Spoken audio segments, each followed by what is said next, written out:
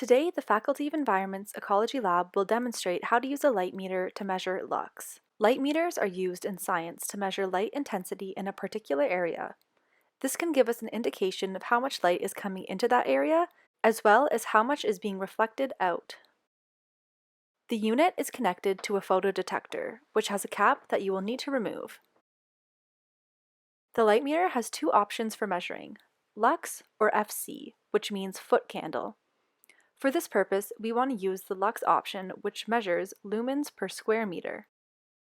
On the bottom right corner of the screen, you should see the word lux. That's how you know you're on the right setting. If it is set to foot candle, it will say FC. To use the FC setting, you'll have to press the Lux FC button. The bottom left button changes the range.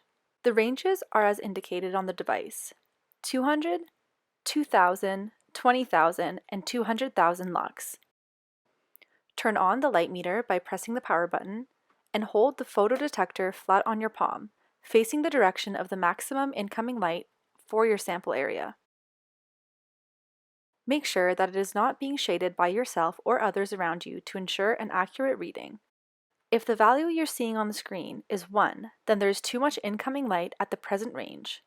Change it to a higher range, such as 10 times or 100 times, to get an accurate value, and wait for the value to stabilize. Once you get a relatively consistent value, you can press the hold button to make it stay on that value so you can record it. And be sure to record which multiplication factor you are on. To measure outgoing lux, follow the same steps, but hold the photodetector downwards towards the ground, again ensuring that it is not being shaded by yourself or others around you. If the value is 1, it means there's too much incoming light, and remember to change the range and also record the range that you've changed it to.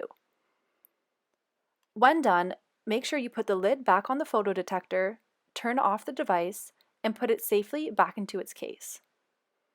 Thank you for watching, and I hope you enjoyed this tutorial.